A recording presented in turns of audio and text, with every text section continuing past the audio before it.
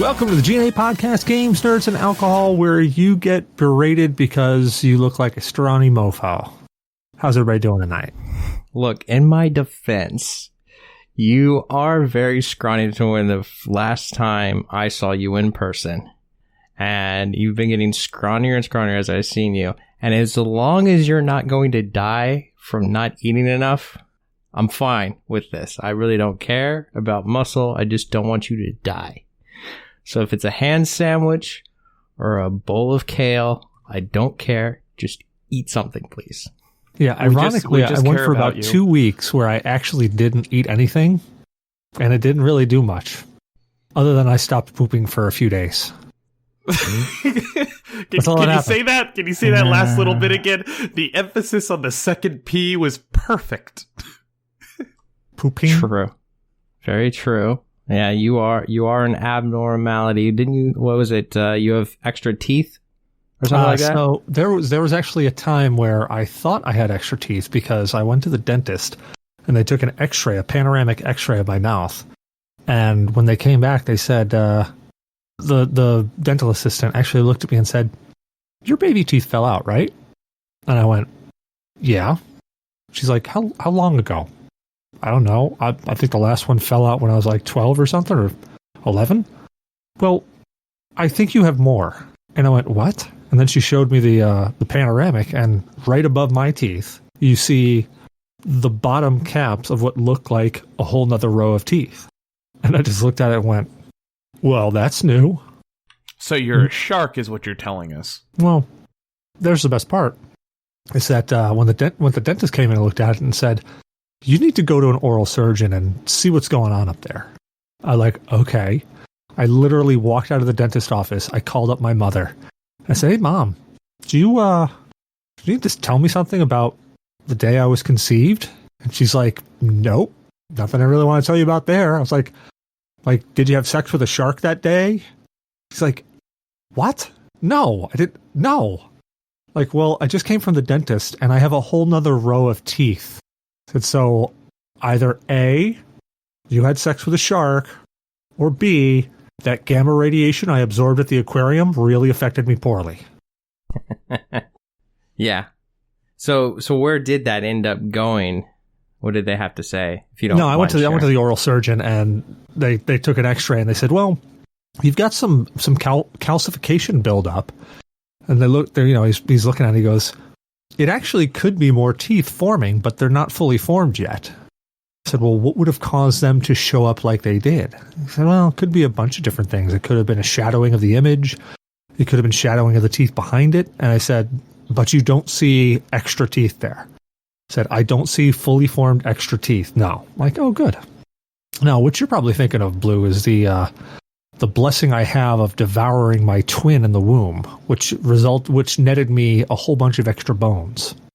Yeah, that, or, a few extra stats. Let's just go with that. Well, yeah, because I actually, back when I was, in my 20s, I went to the doctor, and they had to take an X-ray of me, and Blue knows what I'm talking about, because I'm fairly long of a person, so my torso's pretty long. And they had to take 2 X-rays to get all of my lungs in the picture. And so when they took the 2 X-rays, I'm sitting there and I'm counting all my ribs and stuff. And I'm going, okay. So I have an extra set of floating ribs down at the bottom, which are really sucky because they really move around a lot. But the best part actually about that story was that me and the doctor were arguing about I broke my back. He was saying I broke my back, and I was telling him I didn't. And we literally had a 5-minute argument that resulted in yelling at each other about me not breaking my back. But yeah, I have an extra set of extra set of floating ribs. I've actually got an extra, it's either bone or cartilage down this right arm of mine. When I got it X-rayed like forever ago, there was this kind of goes down, and then down around here it just kind of pops into the side, so it doesn't go straight down the middle. It just kind of goes down and then kind of fuses over onto this other side bone there in your arm. I forget what they're called. I've got an extra bone in my knee, so if you actually ever look at my knees, right below it, you'll see, you got that little kind of nub that comes out right underneath your knee. Well, there's an extra growth on that, which is an extra bone growth. What else do I have? Have you ever thought about getting that extra pair of floating ribs removed? For many reasons. I actually almost did get them when I went snowboarding the one time, and I popped the rib. It lifted up and went right across all the other ribs on top. That day I thought about it because I was like, man, that really sucks. I don't like that happening. But otherwise, no. I mean, they're kind of came into this world with a whole bunch of parts. I guess I'm going to go out. Unless I step on an IED or something. There you go. Yeah. So you probably I forget you have this long torso, so you probably have the same annoyance that I have with shirts. Oh yeah. Yeah, they're all too fucking short. Oh yeah. You buy the size larger to get that extra like couple of inches, but it's all like poofy on you. Mm-hmm. Yeah. Every time I've ever gone for clothes, it's always a battle because I have a strange set of sizes anyways. So like, what's your waist? My waist is probably closer to 32. Okay. So I'm about a 34. I'm actually dropping down. I'll probably get to a 32 by Christmas if I stay where I am. 34? Yeah, I'm a 34. Right now. I'm actually a little under a 34, to be honest. But okay. As I said, I'll probably be 32 when I hit Christmas. But my inseam is 36. Do you know how difficult it is to find 34, 36? It's a pain in the ass. Oh, yeah. Yeah. There's that problem. My biggest issue is like they have shirts from like the university and they'll have like the logo on them, and I really like them. They're nice, but they're too short because the tails aren't long enough. So I have to buy the tall shirts that certain places sell, like American Eagle used to sell them. They may still, but I'm not going to be 30 years old and wear American Eagle. So I think it's Eddie Bauer and Land's End are the ones that sell like the tall sizes. And I've seen them Hanes as well, and what is it? It's Craft and Barrow. I always whatever. Fruit of the Loom has it too. I always have a hard time finding them. Like it's not a standard thing. It's usually like a special order thing. So I can get away with pants because like I can get a 36, 36. 34, 36 is really hard to find. If I actually do drop down to 32, 36 is going to be virtually impossible. Yes. But actually my bigger problem, the thing that's more annoying to me than pants, are shirts, long sleeve shirts. So being 6.5 feet tall, I have an extremely long wingspan. Yeah. So trying to find shirts that actually come all the way down to my wrist, virtually impossible. I gotta say, Eddie Bauer, that's where I found like the best ones. Like all of my favorite collared shirts, they stop right here on my wrist, and then my long sleeves will stop right about just a little bit further down. And that's with my arm like this, not like down at my side. I'm talking like reaching out. Yeah. All of mine, if I reach out, end right about here. Yeah. You see, you and I need to make more money so we can just hire a tailor and have our own clothing made. It's actually cheaper than you think to get shirts tailored. It really is. Like Men's Warehouse, like $19 an alteration. You do their like 3 for $90 deal or whatever. Yeah, I actually got. I go to Men's Warehouse to get my suits and stuff. Because honestly, there is nothing better than sliding into a nice tailored suit. It hugs you in the right ways and actually like accentuates your body the correct way it should. If you are in a tailored suit, it's hard not to look good. Yeah, it feels good, and you feel good while looking good. It's just the simple things in life, man. Yeah, but like t-shirts, like collared shirts, that's, you can usually you can get that tailored, but like t-shirts, if you want to wear something like that, like you'd have to like get that made. Yeah, see, all my t-shirts, like when I actually get a t-shirt that I like, if I get it that fits me around, ends right about here. Like it doesn't come down to like where the bicep starts. It stops where, what the hell's this top shoulder muscle here? Where that one if ends. I remember. Tricepping? Well, yeah, no, where the fuck muscle. if I remember muscle ends, right there. Yeah. Try Carhartt. Carhartt, you can get that size bigger, but it'll actually stay true to shape after the first wash, which is nice. Okay. A little heavier duty, and they're thicker shirts, so they're not really gonna like wear out and thin out over time, which is nice. So I've tried Carhartt, I've tried Dickies, and my biggest complaint about those is if I dry them in the dryer once. If I wash them in warm water or dry them in the dryer once, they shrink. And like the arms, like the first time I wear it, they'll fit great. After I wash it, if I screw up and throw it in the dryer or wash it in warm water, it's basically a 3/4 tee.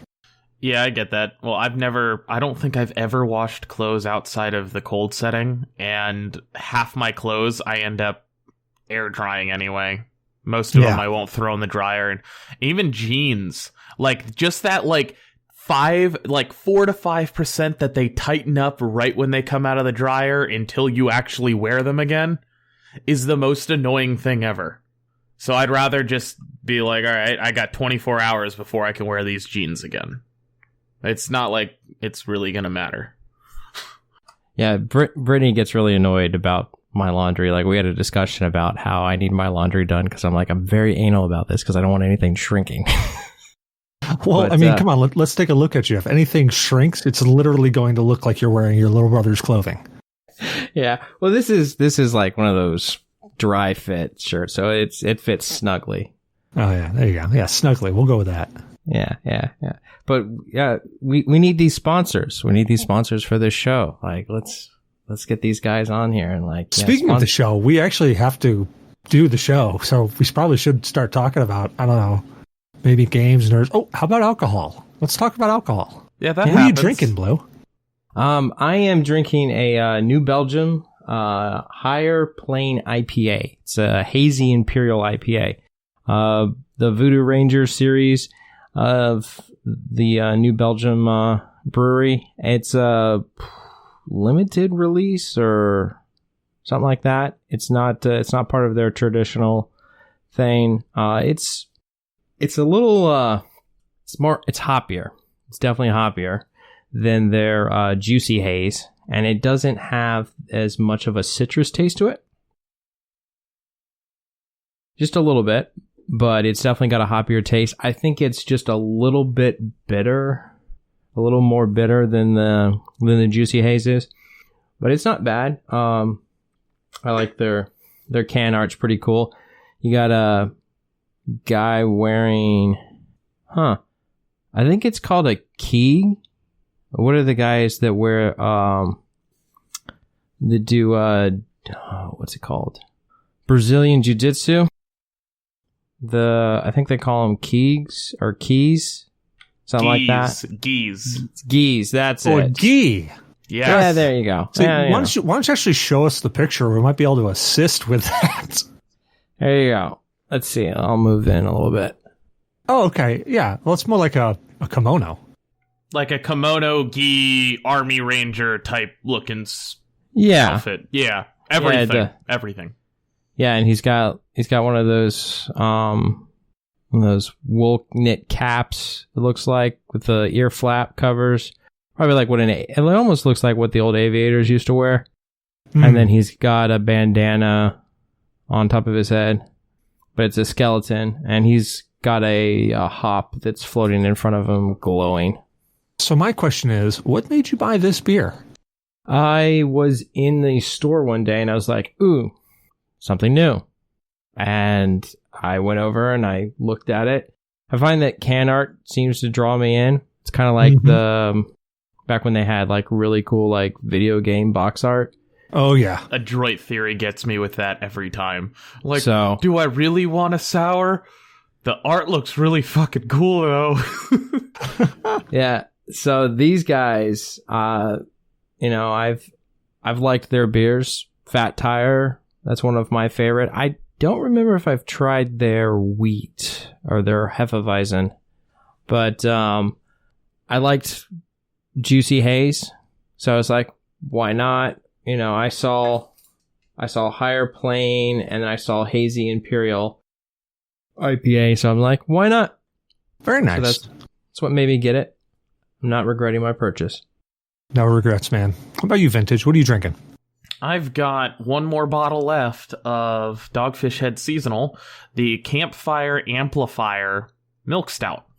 And it's literally a s'mores tasting milk stout that's not overpowering. You still get, because I love milk stouts to begin with, and the s'mores is by no means overpowering. It's almost like a hint into there, which is really nice. Yeah, see, I'm weird. Like, maybe I'm not weird. Maybe I'm normal and everybody else is weird. But I'm a texture person, and s'mores has a very specific texture to me. So, like, if I drink something that tastes like s'mores, my brain kicks in and goes, "This is not right. This is not what this is supposed to taste like," and freaks out. I wonder, there's probably some bizarrely long, hard to pronounce, like, psychological name for that. Yeah, like anal bum covers or something. Or the Holy Cross in the head. Yeah, the Magic Cross. Magic Cross. Yeah. I guess Holy Cross would work in this case because it's different. Oh, yeah. Yeah, through your skull instead of your glands. So I guess I can see that. Well, what made you buy that? What made you pick that one up? 50% that it had the cool art on it. 50% that it's Dogfish Head. Hey. You can't go wrong at that point. No. And 100% because it's a milk stout. I've only ever had one Dogfish Head brew that I didn't like. It was a sour. I forget what it's called, like Sequentia or something like that. Oh, It was like a farmhouse ale, though, wasn't it? If I remember correctly. It was definitely a sour. No, it's a sour, but it's farmhouse ale was the type of beer, if I remember correctly. Yeah, I just remember I got it on tap because I was like, "Oh, Dogfish Head Sequentia. I've never had that before." And I tried it, and I literally sat there and stared at it, going, "I have to actually finish this because I don't leave a man behind. But this is going to be a struggle. I'm going to be taking some fire on this one." Really? That one bothered you that much? Yeah, I don't know. I'm not a fan of sours. It was just like there was that one IPA sour I think you sent up that was really good. Screaming Reels. Yes. And that, honestly, that's probably the first sour I've ever had that I actually enjoyed. It's a Kolsch Ghost hybrid. Oh, is that it? Okay. Yeah, Sea Quench Ale. Maybe that's not the one I'm thinking of. They describe it as a margarita without all the sugar and taking you straight to the beach. Yeah, it was definitely that one. It took me to the beach, but it took me to that part of the beach where the sewage outlet is. And, you get that big blast right around it. Yeah, like a beach in Jersey. Oh, boy. Yeah. Then we just lost all of our listenership in Jersey. Bye, guys. Sorry. And I am actually, I'm drinking really lame. I'm drinking a Coke Zero. What made you buy that? Well, honestly, it was the can art. It really was. Like I looked over and there was Pepsi One there and there was like ginger ale, but I looked at this and I'm like, ooh, I like red. That looks like a target, like a bullseye. You like the 3 colors, not just the 1 or 2. This red on black almost looks like a crazy post-apocalyptic Japan flag. I'm picking that up. Very nice. Yes, I like the post-apocalyptic Japan flag reference. Like that's very, very good. Let me roll with that by talking about Evangelical. Evangelical. That sounds super familiar. Yeah, it's that one weird anime. Oh, yes, that's why that sounds familiar. Yeah, the angels. So I went on to iFunny, and there was one where someone had drawn it, sketched it out, and I was looking at it, and I'm like, what the fuck? Okay, let me watch this. And at one point, oh shoot, trying to get it to start over again, but it's like, if it was done by Michael Bay, I gotta say, I liked the original anime. It's really freaking weird. Mm-hmm. It's kind of... No, I'm sorry. It's not kind of. It is a mindfuck. But this version, like just the short, like whatever this is, maybe like a minute or 2 version, like the Michael Bay thing, like it's so much more like, yeah, I can get behind that.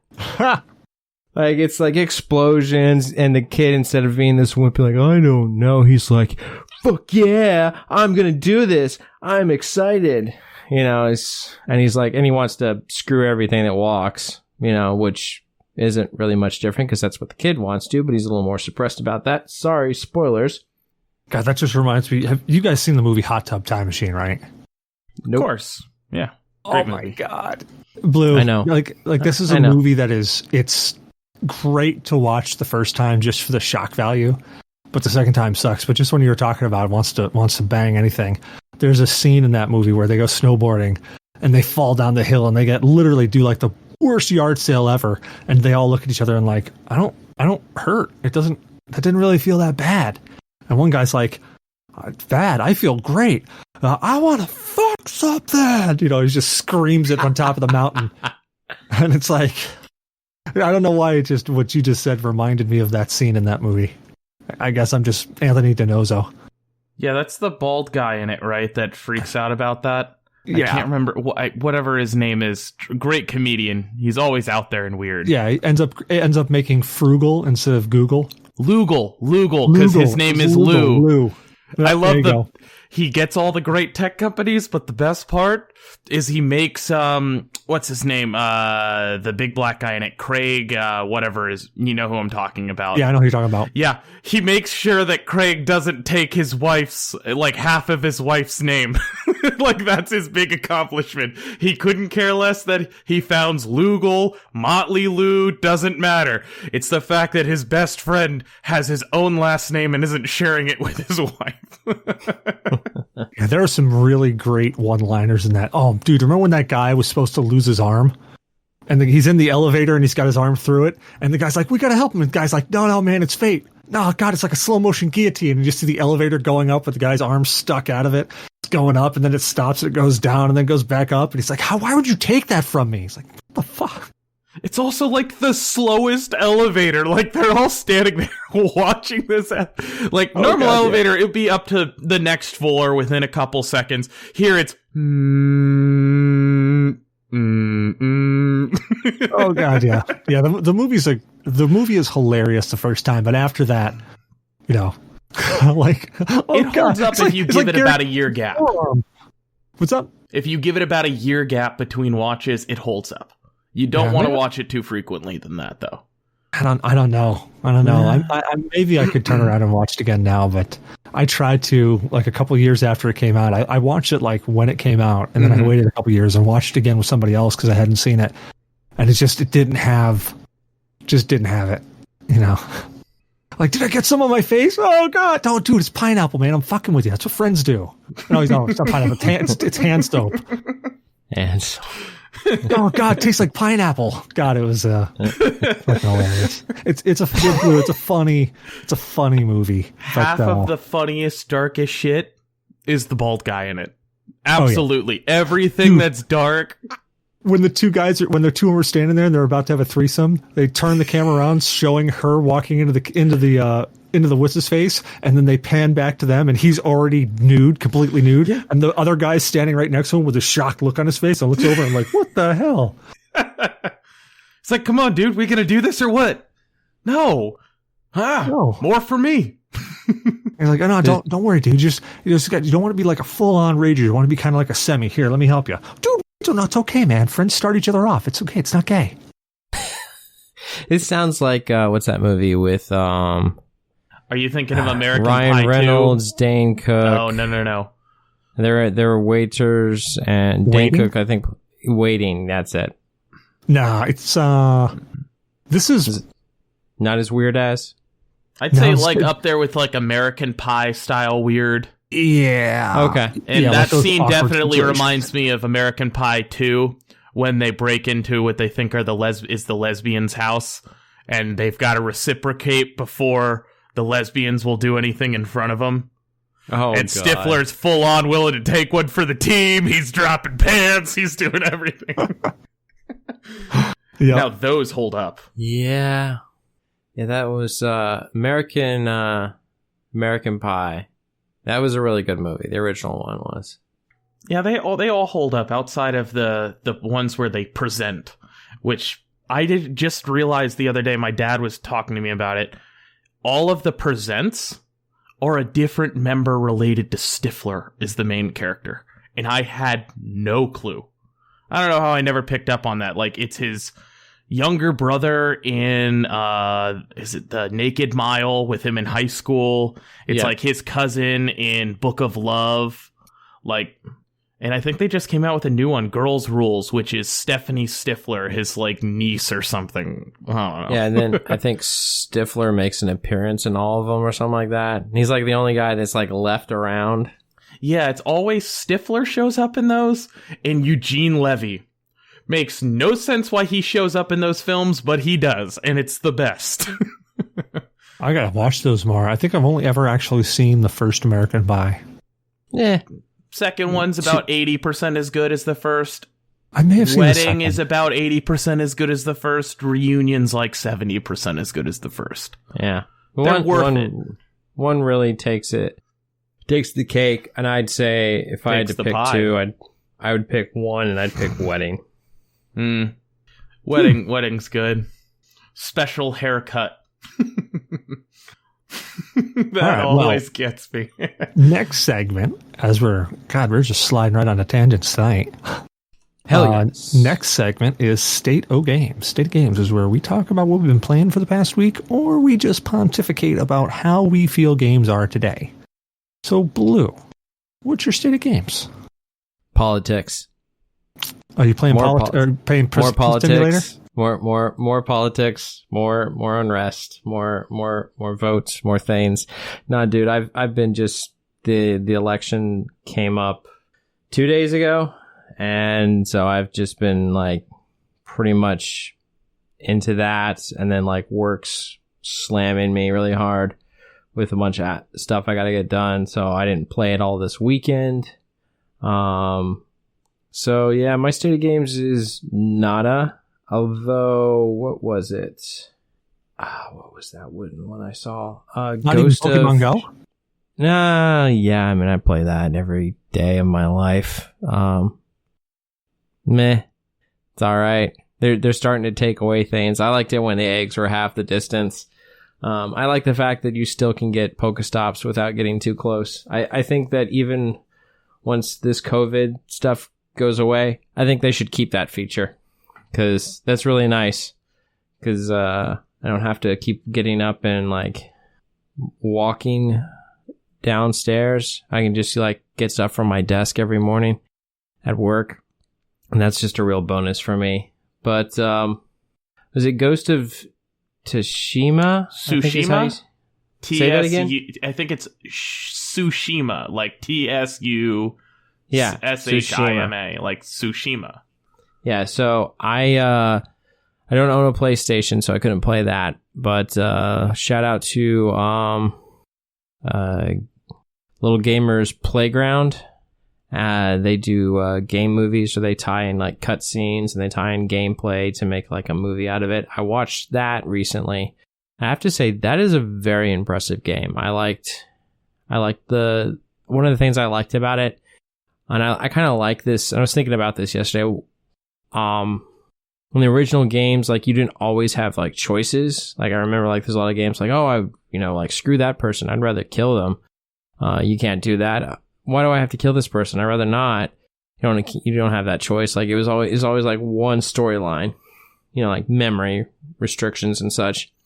But with that one, like you could it was like the code of samurai should follow. And it's like, well, certain missions required you had to use stealth, which means you had to use underhanded tactics, and your actions and all these other things, resulted in certain things, and it turned you into this symbol, this person who didn't follow the warriors, the samurai code. You had the choice at the end to make a decision, and I won't spoil it because the game's relatively new. But it was really nice to you could make those pivotal decisions. And it's like to do this or to do that, and how it affects, the ending of the game. Yeah, everybody said how great that game is. And I don't know, I haven't played it yet. I don't have my PS4 anymore. So until I get a PS5, I probably still won't play it. That might be my Christmas game. That might be my Christmas game that I play just during that break. Huh. Could be. Yeah, did you guys see that that Sony's their production stock of the PS5, they're basically saying retailers won't have any? I'm not surprised. I find it odd that they don't do more of that. Like, I don't know if it's they're just being overly conservative or they're trying to garner hype and make sure they always have like a stock of people who want to buy. But yeah, I'm not a fan of it. I feel like this is going to be a big thing and push it out. I think, honestly, they're trying to get ahead of it because they just watched what I would say is the worst product launch in tech gaming history with NVIDIA's 3000 series. Even still, you can't get a 3080, a 3090, a 3070 even. And I think they're trying to get way out in front of that and be like, if you find one on a shelf, awesome, but don't expect to. And that's not us saying we don't have stock in general. That's us saying just let's level some expectations here. Like, that's not going to be the Black Friday item to buy like we see anytime a new system comes out. Everybody's rushing to get them on Black Friday. Not that the price goes down, but maybe has a game with it kind of deal. And I just think that they're trying to get ahead of that. I think what's going to happen is just like every video game system release, you're going to find those people that just went and bought them, and then they're just going to turn around and resell them on eBay, Craigslist, whatever. And with this type of thing where Sony's like, well, yeah, you're not going to find them on the shelf, I think it's just going to feed right into that, where people's prices are just going to get jacked up so friggin' high. They're kind of, I think that's exactly, they're levying expectations. And I think the expectation is that unless you're going to find it from a reseller, you're going to be paying through the nose for one if you actually want one this holiday season, which I don't know. I think it kind of sucks. It, and also we got to take a look at COVID and assume that there's production issues with that. Maybe Microsoft just had a better plan around it, or maybe they just don't care. Who knows? But Microsoft is actually pumping out. I think they said that they were going to have a lot of stuff on the shelves, if I remember the tweets correctly. But yeah, they will. But my question is, oh shit, I'm talking way too close to this damn thing now. My question is, man, get right up close. We want to hear that. No, but it's like I gotta lower my voice a little bit because otherwise it just blows out the mic. So when I'm gonna talk a little loud, I need to back up a little bit. So the COVID thing has thrown a monkey wrench into a lot of fucking things. Production, like meat's a hard thing to get. But what I am curious about is like Halo Infinite, I think is the name of Halo Infinite. Not going to be there for launch. That was one of the big things. They're not going to have it at the launch of the console. So what's PS5 got? Like, is it got like 4 games, 5 games? Like, is it worth getting any of these consoles at launch? Or is it better off? Are you just better off just like waiting? So it all depends on how you really, what your mentality is on it. Like the PlayStation, well, even the Xbox, like one of the big reasons to get them at launch was that they were backward compatible. And I know that the Xbox is going to be backwards compatible with a lot of stuff, and so is the PlayStation. It's going to be backwards compatible with a lot of different games. So if you go from that angle, just upgrading from a PS4 to a PS5 or an Xbox, to an Xbox X, that backward compatibility is pretty nice, and it's supposed to boost better load times and all that other fun stuff for PS4 games. Yeah, I don't know if you guys saw, there was a video going around. Somebody had an early developer version of the Series X and was showing The Witcher 3 fast travel times. It was so quick, the game would glitch out and show you underneath the map, just mostly darkness and then the terrain, and then it would jump back up and there's your character. No loading screen, no nothing. It was almost tripping it out. That's going to be exciting, and I think it's honestly a huge selling point. It just shows you don't have to really have launch titles anymore to jumpstart the sales of a console, because you have all these people that, I mean, myself included, if I were going to get one, the biggest selling point to me right now on both those systems is, sweet, I can now replay some of the games I've been wanting to replay for so long, and they're going to have better graphics and a better experience, less loading times. Sign me up. That's the biggest selling point for these systems. Like, I've said it on the show prior, I'm probably not going to get one. Honestly, if I get one, it's going to be a PlayStation 5 3 years from now when a potential Last of Us Part 3 releases, because that's not going to be something that's available on PC. Almost everything else is available on PC. I'm actually super excited because there's a lot of companies that are already, like CD Projekt Red, who are already saying, hey, guess what? We're going to be giving you free upgrades. If you buy it on this console, the older console, we're going to be giving you free upgrades to the newer console, and you get to play it, no matter what. So if you do work it on a new console, then you get the advantages of that new hardware, of that of the benefits of that new hardware, which I thought, and I think there's more than just CD Projekt Red doing that, and I can't think of one off the top of my head. But I just thought that's a really great stance for a gaming company to do. Like, hey, look, you're good. This new console's coming out. We don't want to force you to stick with the old console, and we don't want you to feel like, oh, now I'm playing last year's game on a new console and I'm not really getting anything good out of it. It's a good stance. It brings a lot of goodwill with it when you do stuff like that. Now, correct me if I'm wrong. I think I actually saw Activision announce their model for Call of Duty's upgrade. I think they said $10. Yeah, like if you got either the deluxe or you pay $10 after the fact, that's the digital upgrade path. And you know what? Who can blame Activision? That's Activision. They're going to try and price gouge anywhere they can, and let's just all be happy that it's not like previous years where, oh, I'm sorry, you bought Call of Duty and the new console just came out? We'll take another $60. So I remember when I went from the PS3 to the PS4, I had Battlefield 3, I think. It was Battlefield 3. And I had it for PS3. But if I put that disc into my PS4 and I played it off of my PS4, it actually downloaded and installed the PS4 version of Battlefield 3, so I could still play it. And it was one of the games I played with my brother a lot, so it was really, like, that was a big reason why I went to a PS4 as quickly as I did, because I could still play the games that I played with my friends or my brother or whoever. And isn't the original PS4 that came out is backwards compatible with PS3? The Slim is not? And then the Pro was, like, with those certain games. I think it was all dependent on the game itself, but I think it was across the board. I don't think the Slim wasn't. I think you're thinking of the PS3. When the PS3 was out, when it first came out, it was backwards compatible with PlayStation 1 and PlayStation 2. And it had the Blu-ray drive. Yeah, and then when they shifted to the next production line, they took out the hard-coded chip that was on there.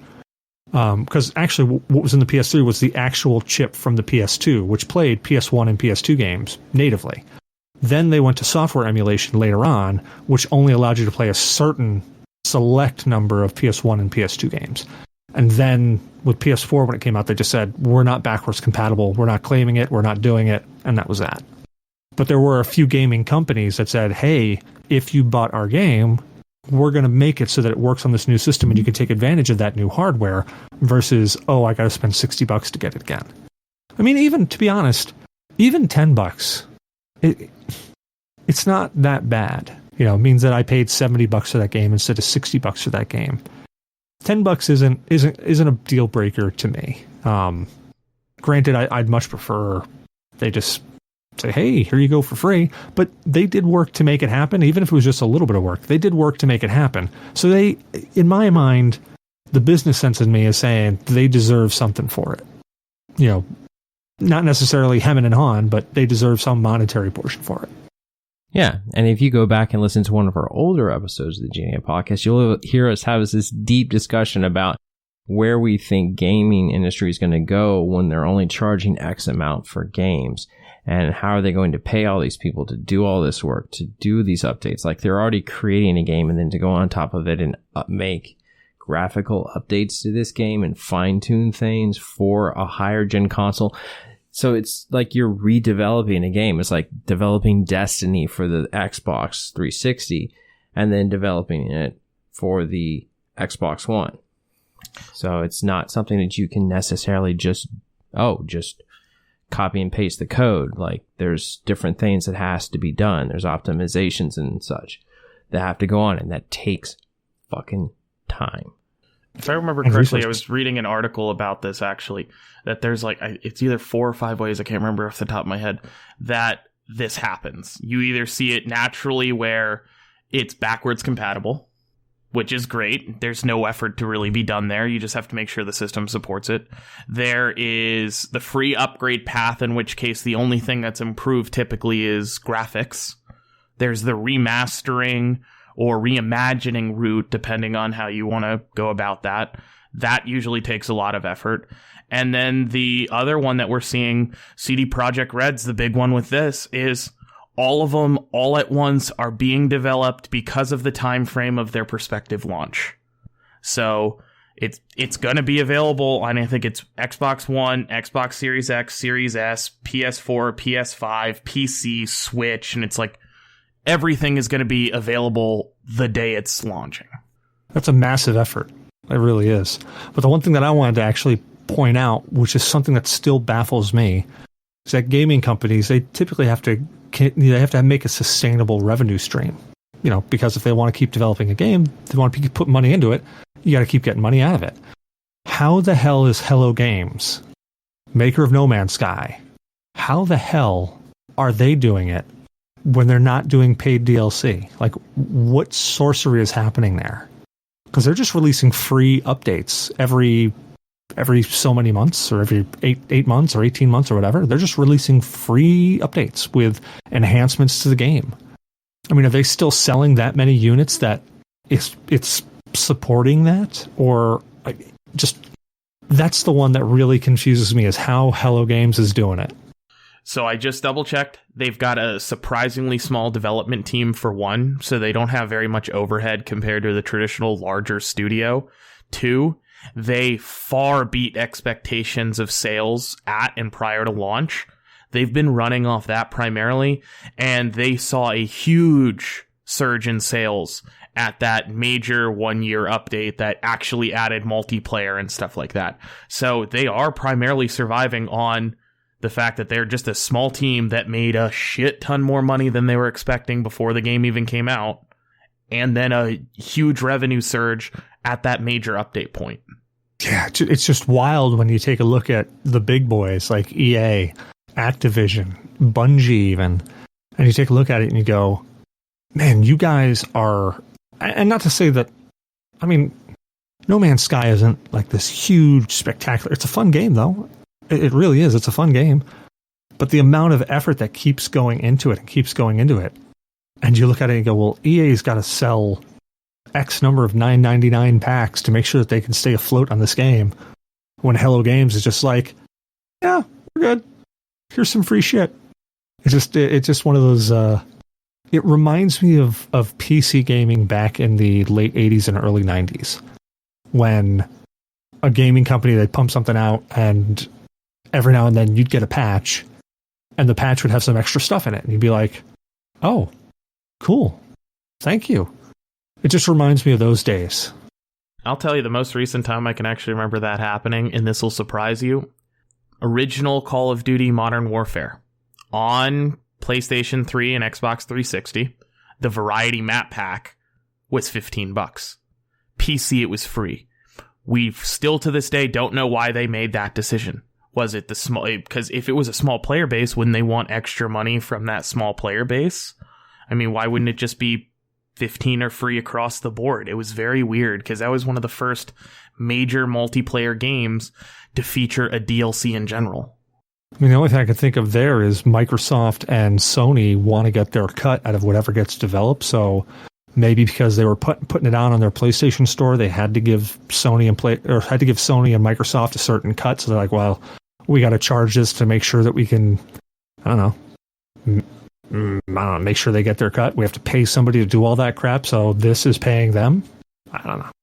I just thought it was just one of those things that Like when No Man's Sky first came out, I expected DLC to come out, new DLC to come out every 6 or 8 or 10 months or whatever. And when the first patch came out and it was free, I'm like, oh, that's got to be because of the really shitty launch. They're just trying to make up for that. Oh, okay, that makes sense.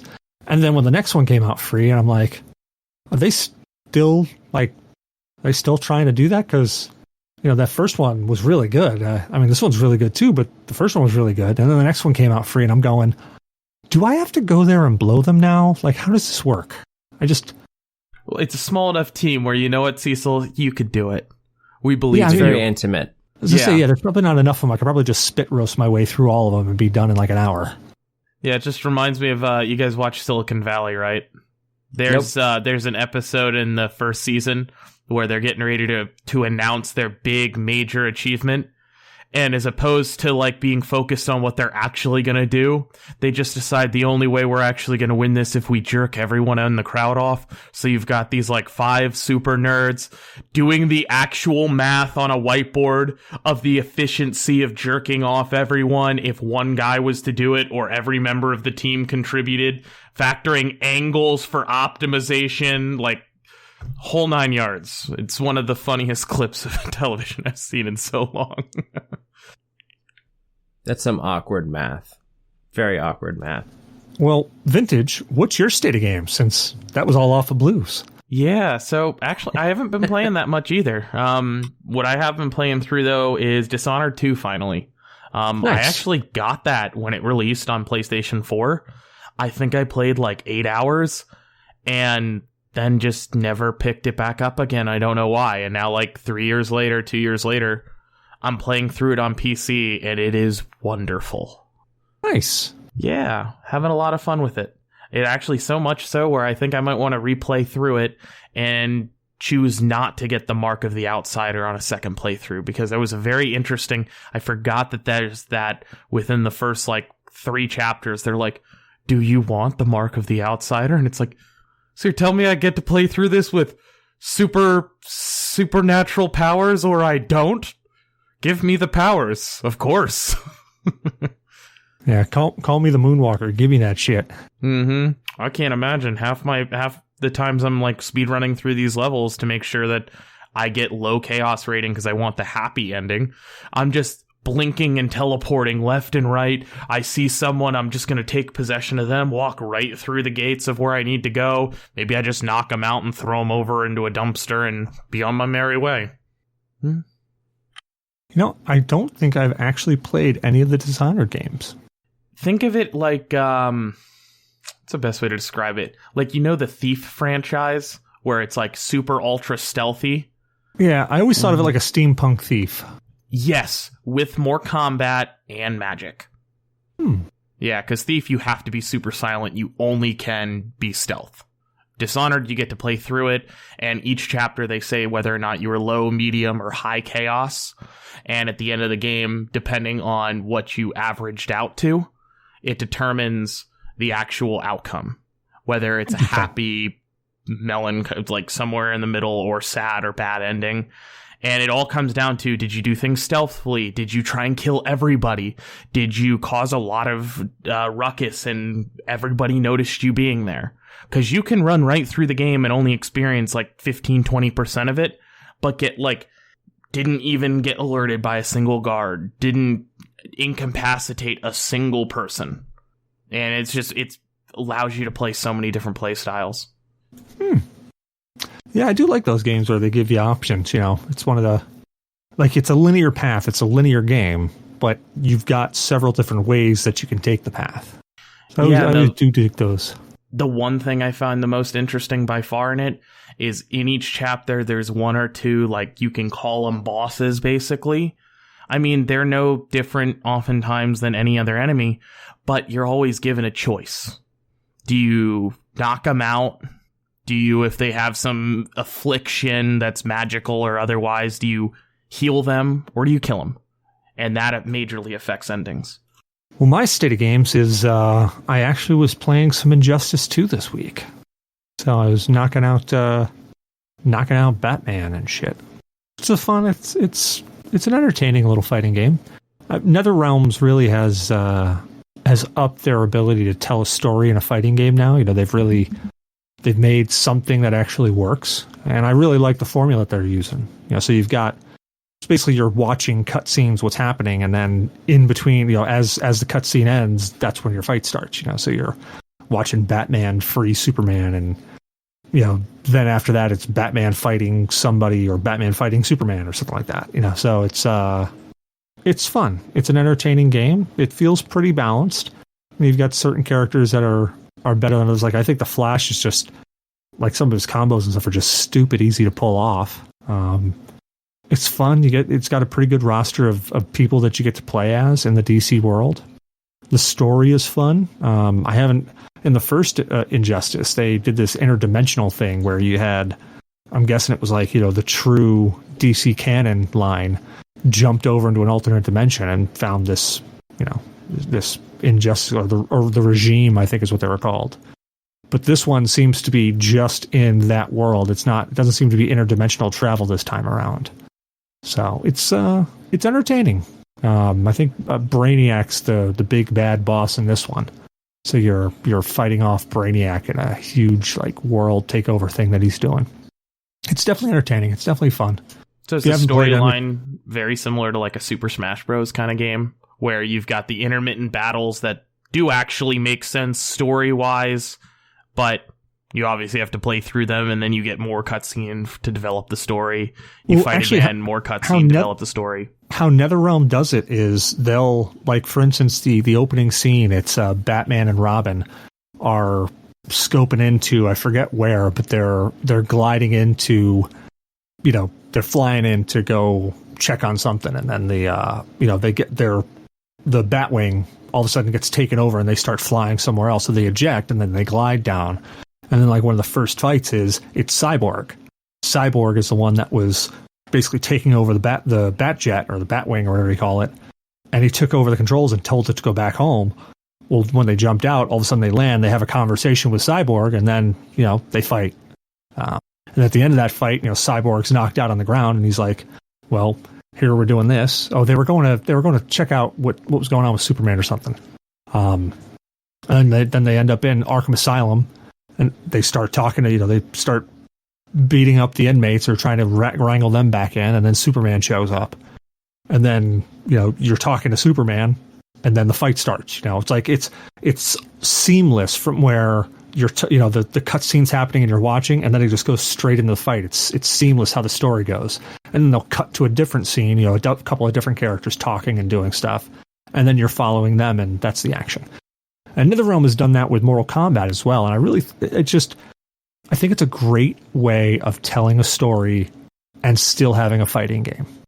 It's really entertaining, really fun. Have you watched the DC movies like Superman Returns, Justice League? Oh yeah, I've watched most of the animated movies. What about the newer ones that they've been putting out? I think Chris Nolan maybe had been directing some of them. I know he did the New 52 stuff. Yeah, the one that has Calvin, what's his name in there? Where Ben Affleck played Batman. Yeah, and the big crossover was what? Batman versus Superman, Dawn of Justice. That was like movie 2, basically. Yeah, you and then they had Origin Justice of League. Superman, Origin of Batman for one movie, and then Justice League. Yeah. Yes. So have you seen those? Oh yeah, Cecil? You've seen them, Vintage. So they've set it up pretty much for Darkseid to step in, but they could come up, you know, the next Batman movie that's coming out has got the Penguin and the Riddler, I believe. Good old Oswald Cobblepot. Yeah, where I think Oswald and Edward Nygma. Is Oswald Cobblepot? I think I've heard he was being played by Colin Farrell. No, that's his name of the character. Is the name of the Penguin? His real name is Oswald Cobblepot. Yeah. Well, no, I thought that they were. I don't know. I heard something about Colin Farrell being in that movie for some reason. No, Blue. The not Penguin's normal person. I know. Okay. I know who Oswald Cobblepot is. I believe that someone said that he was being played. The actor that plays Oswald Cobblepot, the Penguin, is Colin Farrell. I hope he's in I a can't really see that. I can't. Yeah, I heard. I saw it somewhere, and I was like, I don't care how much makeup you put on someone. That's going to be kind of weird. Well, then again, I never saw Michael Keaton as Batman, and he is Batman. Yeah, true. So, so for the next time that they do like a Superman movie, do you want to see more people from the dark side like realm, or would you want to see something like maybe like Brainiac? Oh, geez. If they did... So who's that actor? That's Colin Farrell. That's Colin Farrell, and that's his transformation into the Penguin. That's okay, kind so of creepy. Then. That's really creepy. But back to my question. So the next Superman movie they make with Calvin, whatever his name is.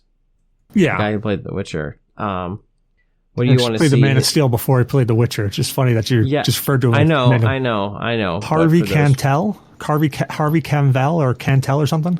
Yeah, that's his name. Harvey, yeah. Henry Cavill. Henry Cavill, there you go. Combination of what everyone was saying. Yeah, I mean, we were close. Exactly. I mean, I may not have said every little syllable, but yeah, I said all the words. We got there. It just was a little bit of a rocky road. Yeah, and I haven't even been drinking. If God, you know what? Like, to be honest, the live action DC stuff, it just hasn't captured me. They just, it really just felt like after Nolan's Batman trilogy that they just went, oh man, it works so well. Let's make everybody dark. Like, no, not everybody's dark. You know, you can actually use a brighter palette for a movie. It's okay. I honestly think the bigger issue, though, is actors did not want to remain in the role of Batman quite the same way as, say, for instance, Chris Evans wanted to remain in the role of Captain America in the Marvel Universe. That, I think, is a little weird, because I do remember Nolan saying in interviews that this is the Batman he wants to introduce into the larger universe, but then, I'm spacing on the actor that played him at the time. Ben Affleck? No. Before that. Oh, Christian Bale. Christian Bale did not want to sign on beyond the 3 movies in the Batman trilogy. It's like, why? You're Christian Bale. You're going to make so much money. You can just sign the first 3 now, see how much they actually make, which, as we all know, is a freaking shit ton, and then sign on for more. But they just have this issue of nobody wants to remain Batman, and it's a little weird. Ben Affleck only did 3 movies. 2, technically. 2. Yeah, 2. Really. But it's like... because Cameo was in the other. Yeah, he was a cameo in Suicide Squad. Yeah. But it's like, come on. And it's a little frustrating, because if DC ever wants to reach the level of Marvel, the first thing that they need to actually figure out is a consistent cast. Someone that wants to remain in that role for the duration of a major saga line. Yeah, I don't think they're going to find it, though. It's just they just have done such a poor execution of the DC movies. I don't know about poor. Well, okay, so Christopher Nolan's Batman, the first one, Batman Begins, was pretty good. The next 2, meh. They were okay. I think the development of the Batsuit, like watching the Batsuit evolve across those 3 movies, was the most entertaining thing across all 3 movies. Because it was like, oh, they're actually developing this and making it functional. Geez, I've never actually seen that. That's awesome. But, you know, the storylines just, I don't know, they were good. They just didn't really grip me as much. And Man of Steel, man, I got the same gripe I always have. And it wasn't Superman. It didn't feel like Superman. It felt like, I don't know. It felt like they were trying to make Batman with Superman as the lead. Now Wonder Woman, I'm going to say was great. I enjoyed Wonder Woman. They made that work. They made that feel good. I really, really enjoyed that. Yes, and I think we can all agree that Birds of Prey is probably their worst movie ever. I haven't seen Aquaman yet, so I can't make that call. I've seen Aquaman. I have not seen Birds of Prey, but everything I hear about Birds of Prey is, yeah, they dropped the ball on that one. Yeah, it almost feels like, though, that after they lost Christian Bale as part of that trilogy, who they wanted to stick with, it sounds like, especially in the Batman role, they tried to make this out to be kind of like the James Bond series, where you get one actor for a certain number of films. They are all somewhat interconnected, but primarily just within the films those actors star in. But the problem with the DC universe is nobody wants to jump into the more advanced stuff in the same way that Marvel was able to successfully take a ragtag group of 8 different people, and then by the 5th movie, half of them are already together. By the 8th movie, they're all together. Like, to get that to merge correctly is very difficult, and if you can't pull that off, you almost only have the option to try and make it like a James Bond type cinematic universe. Well, so that's the one thing that Marvel has always had going for it, is that they've always been able to keep continuity pretty good. I mean, not spectacular, but way better than DC. DC's just like, oh, we're gonna completely go off the rails on so many different things. This story arc here is going to say Batman's banging a cow, but this story over here is going to say that Batman's banging a moose. But somehow at the end, we got to say that he's actually banging a giraffe. And then all they're like, well, you know what? We can't figure out how to do this. Let's have the Flash run back in time, and now he's banging a gorilla. Closer to humans, right? You know, it's just DC, every time anything happens that, like, they start to just get off the rails. And it's almost like you could watch just the writers sitting there, their hair just start going out all over the place, and they're like, God, what do we do? What do we do? And then this kid comes in and goes, why don't you kill everyone? We can't do that. Oh, wait a minute. We could kill everyone. And then you got a DC reset. Yeah, it almost feels like it's just like 30 guys in their 40s and 50s in a room, and then somebody decides, we've been in this room for 8 hours, and we have nothing to add to this. They all break out their drug of choice. They can't decide still. And then exactly like a kid walks in. And just, it's like, how about you make a love interest with, like, blah, blah, and this guy. And it's just like, that could work. We could build the entire story around that. Like, that's honestly the only thing that bothered me about Man of Steel is his relationship is somewhat important, but they made it really sound like in Man of Steel that Superman's relationship with Lois Lane was the sole reason he was, like, sticking to everything. Which is like, don't change core aspects of a character unless you're gonna make that, like, a part of his, like, what's the way to put it? Part of his, like, inner struggle as a character that makes him more in depth. Yeah, makes him feel relatable. Yeah, I get that. Now, I don't know. I mean, I on the DC round, to be perfectly honest, I would like to see a live action. Actually, I want to see what they do with the Flash, to be perfectly honest, because the Flash is always he's always interested me, because he's the level of things that he could do, and if you, I mean, from a physics standpoint, is completely obscure, like impossibilities. You know, just a person running that fast, is their flesh would get torn off of their skin, or their skin would get torn off of their flesh. You know, I mean, doesn't matter. I mean, if he's got any exposed flesh whatsoever, it's like being on a ski lift in negative 40-degree weather, and you decided not to wear your gaiter. You get to the top, and you're sitting there going, geez, why is it so hard to talk? And then you smile, and your lips fall off. You know? Like, that's just what I'm imagining as he's bolting through. You know, putting physics aside, that you physically can only push so much air. I don't care how aerodynamic you are. There's only so much air you can physically push. Putting all that aside, if he actually attained that speed on his feet, his flesh would be torn off. So they explain it off with the Speed Force and whatnot. So I'm interested to see where the Flash goes, because they've had, especially with the CW and all of their shows that they've got a lot of opportunity to really open up the Crisis of Infinite Worlds and really explore some of these things, and even give some television actors an opportunity to, you know, have a cameo in a major motion picture.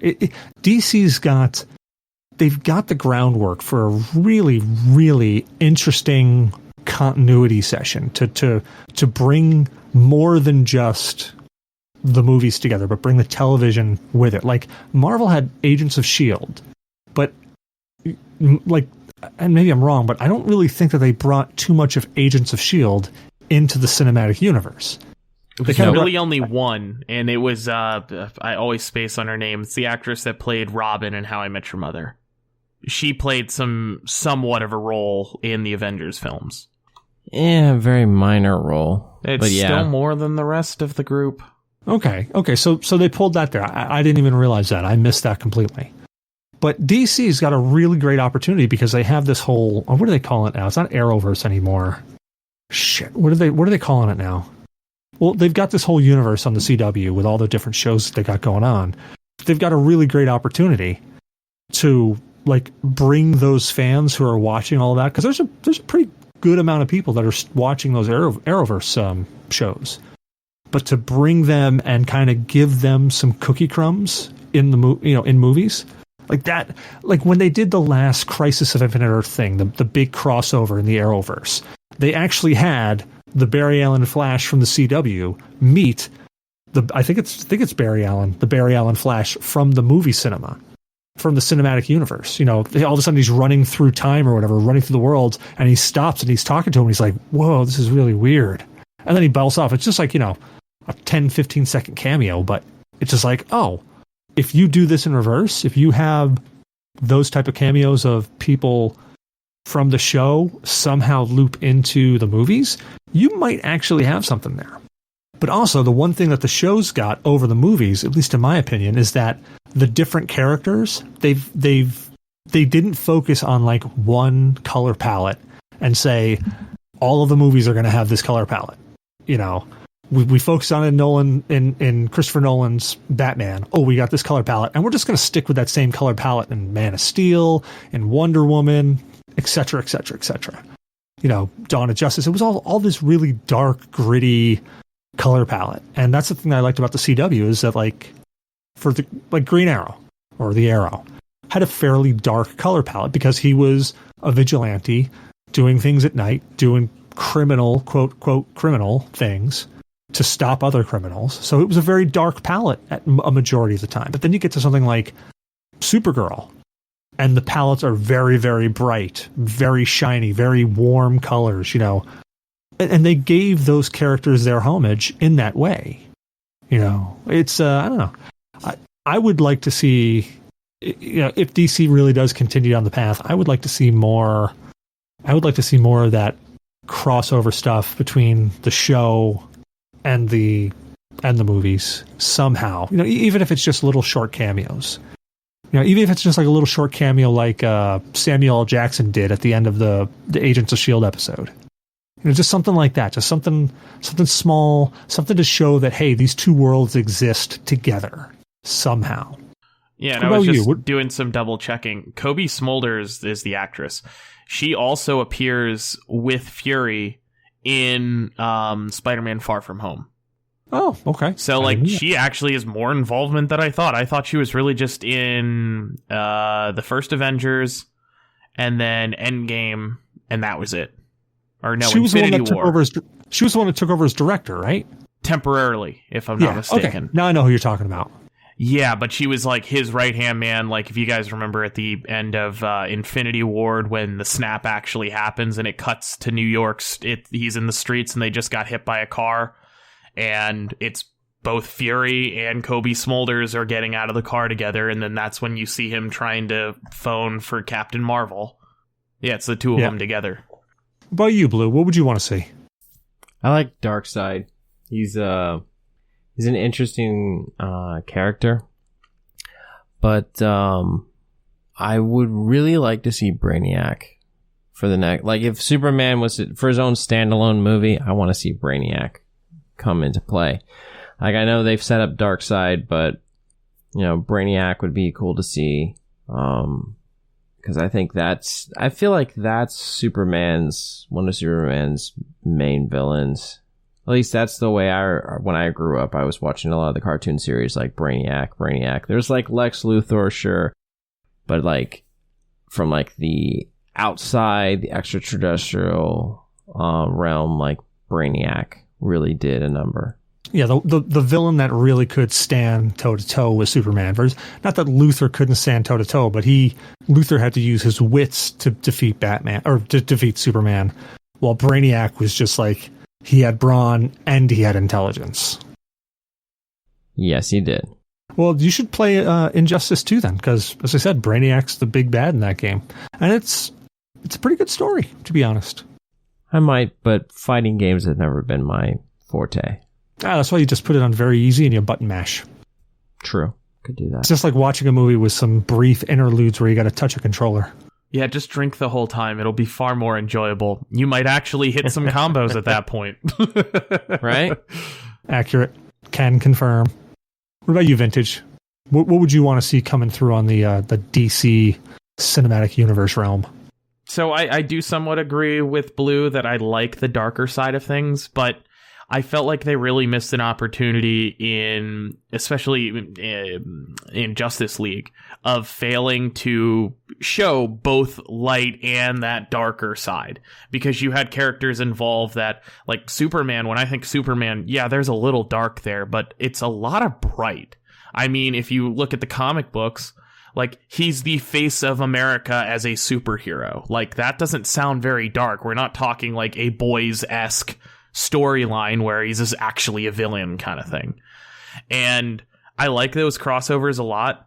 I'm not sure where I want to see the villains go. I feel like I would rather see some better fleshing out of the characters first. That's one of the things I really like about the Marvel Universe is you don't just get these single movies with these single characters.